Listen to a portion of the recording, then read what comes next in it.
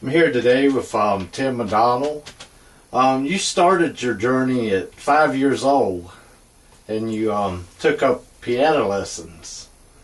What was your first song on the piano, and was your family supportive of you? My family was very supportive, and they're the reason, my mom came to me when I was 5. She claims I was 3 years old, but I don't remember that. So I just said 5, because 5's kind of when I remember everything, And so she came and asked me, she said, hey, son, do you want to play piano?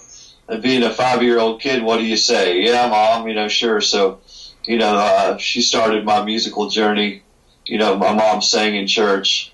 And so she really wanted me to be an accompanying piano player, so, while she sang and stuff. So the first song I ever learned, I want to say it was called Three Black Crows.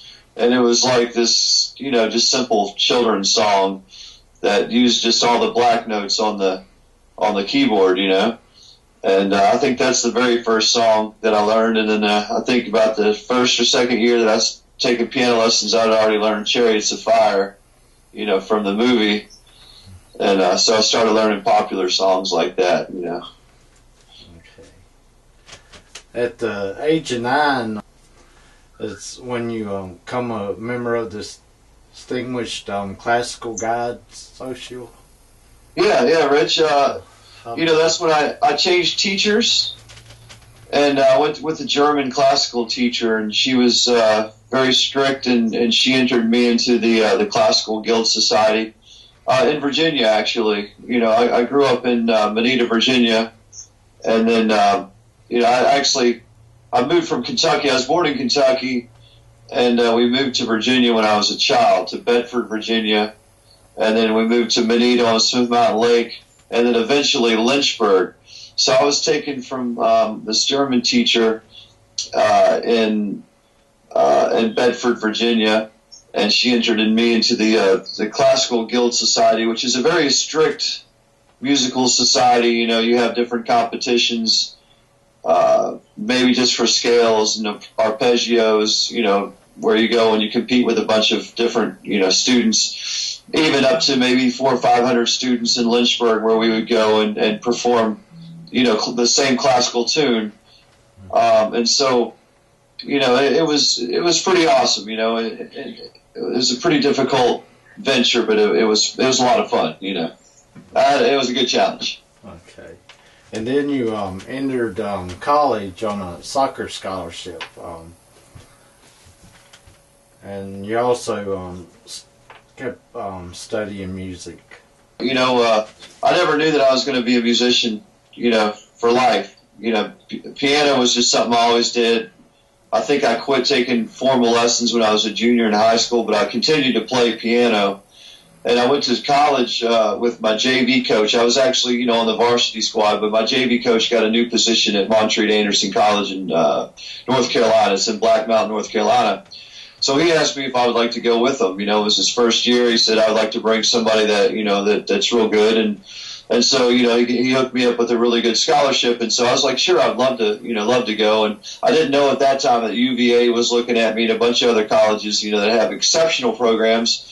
But I think this was a good choice because, through playing soccer and going to school and discovering that I didn't enjoy school at all. I enjoyed soccer and I enjoyed playing piano.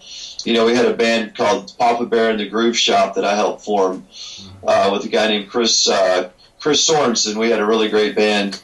And I discovered that, hey, music's probably my calling, And so I ended up failing college. I ended up losing my soccer scholarship, and so that I decided to join the Army. And I remembered, that my uncle had played guitar in the Army band, way back in the day. And so I went in for an ASVAB, test, and I scored really high on my ASVAB test, surprisingly, even though I failed college.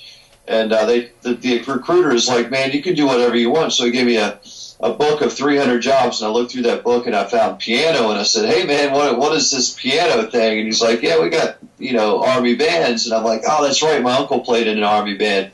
I said, let's do that, So he hooked me up with an audition, I think not far from Waynesboro. It's in Petersburg, Virginia, at Fort Lee, Virginia there. And so I took a piano audition at Fort Lee, Virginia, and I passed it and was on the delayed entry program for the Army. And then I went into the Army band, as a piano player. And that was the first official, okay, music is going to be how I make my living, and what's going to pay the bills. So, that's pretty much my calling card, so to speak, And you also toured with Mark Chestnut and Blake Shelton.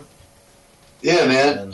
When I first moved to Nashville, I was leaving Virginia Beach, Norfolk. This was the first time I'd been out of the Army, and it was like I moved with everything I owned in a U-Haul, trailer. I mean, literally everything I owned. And I already had a house set up through a friend of mine, so at least I knew where I was going. I get to about Blacksburg, Virginia, where Virginia Tech is, and my tire blows on my U-Haul, and I sit on the side of the road for 2 hours, and I'm questioning what am I doing? I just got out of the Army. I'm a staff sergeant. I'm playing the Virginia Symphony. I'm doing all this stuff. I moved to Nashville. I'm here 3 months, and I haven't got one gig. I haven't played one show. I'm going everywhere, man. I'm sitting in with everybody. I'm getting to know people, and I'm just getting frustrated. My bank accounts are falling. I have just enough money for probably about one more month. And I'm just starting to question, am I really good enough? And I know I'm good enough because, I did all these things. I know where my playing's at. Rich, sometimes we have to look back in our life and say, where am I at, professionally? And you have to have confidence, I say never have arrogance or cockiness, but have confidence, So I knew my playing ability was great. It was just a matter of getting in the right door. And so after about, 3 months of just, man, what's going to happen here in Nashville? Nothing's going on. Do I need to go back in the Army? I'm like, no, I'm never going to go back in the Army. I called my mom. She says, how are you doing, son? I said, Mom, I really don't know how I'm doing. I said, I'm not making any money. My money's going. I said, but I will, she's like, well, maybe you need a plan B. Maybe you need to get a job or something. I'm like, no, Mom. I said, there's no plan B. And I have a true belief in life that if you give yourself a plan B option, that you'll never go hard enough for plan A. So I've gone plan A, and I told my mom, I said, she says, you need something to fall back on. And I said, I will. So I wrote a song about it called, Something to Fall Back On. And it's a drinking song about falling back in your bar stool and different things. So it's pretty humorous. So anyway, I hooked up with a band that was doing all the after parties for the Nashville Star. The Nashville Star was kind of the original voice. It was kind of the original American Idol, but it was country music oriented, and it was based out of here in Nashville. So I hooked up with a band that was doing these after parties. Now, when the after parties came, Brett Michaels would come in, Phil Vassar, all these big time musicians would come in. Their musicians would come in. Well, I'm in the house band, so they're all asking me to sit in, and I'm like, sure. I don't know anybody. I just moved to town, but I'm not telling them that. So they didn't know how long I've been here. All they know is I'm in this house band. They think I'm somebody, and I'm really nobody, And so through this gig, I started working with all these bands, So everything went from nothing to something overnight.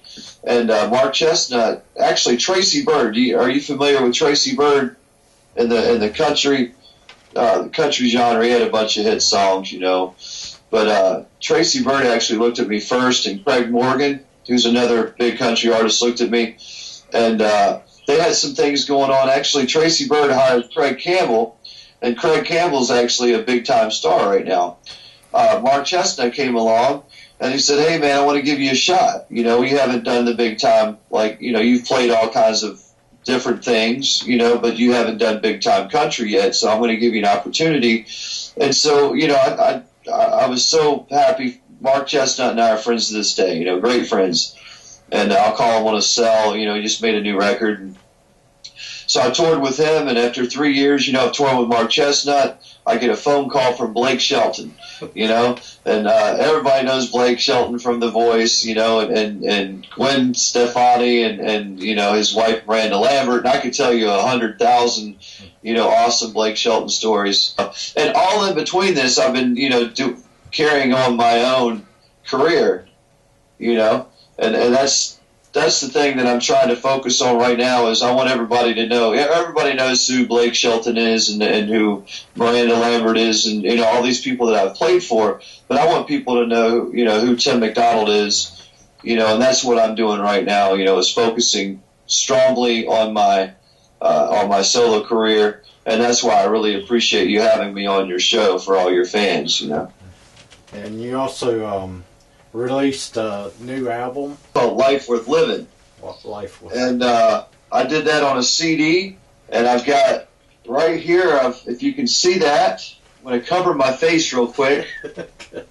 This is the new LP. This is a vinyl record, you know, so I made the new album on a vinyl record, and it's got 10 songs on there, and there's a single on the radio that I believe you have, because I think we sent you 3 songs off the record. The first single that I've sent to radio is called Night Like That. It's about 4 weeks old in rotation, so we're just finally getting in reports from different stations.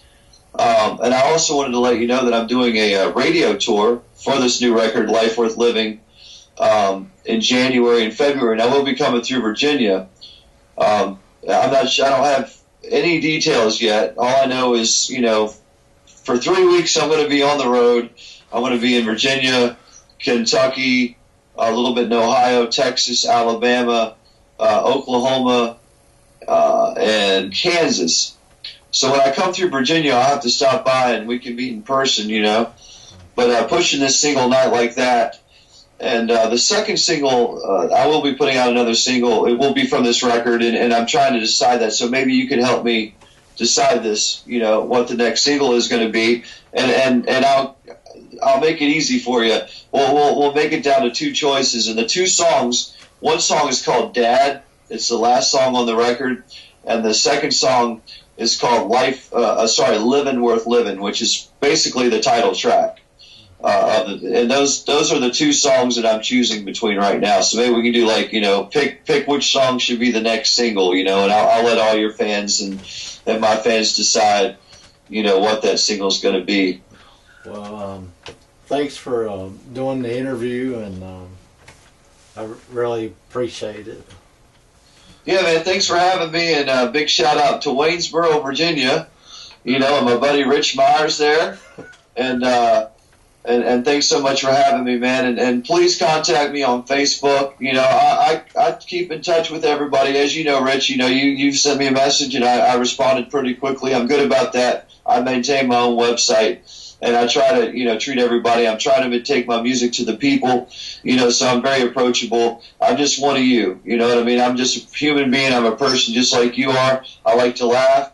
I like to have a drink every now and then. You know, I like to have fun, and I like to be serious, too. So if y'all contact me, reach out, I'll answer, you know, any questions you have, or I'll sign some stuff or whatever, you know, and I want to have a good relationship with all your fans, and you especially, you know, with the people. I really appreciate what you do for me to help me get my music out there, so thank you.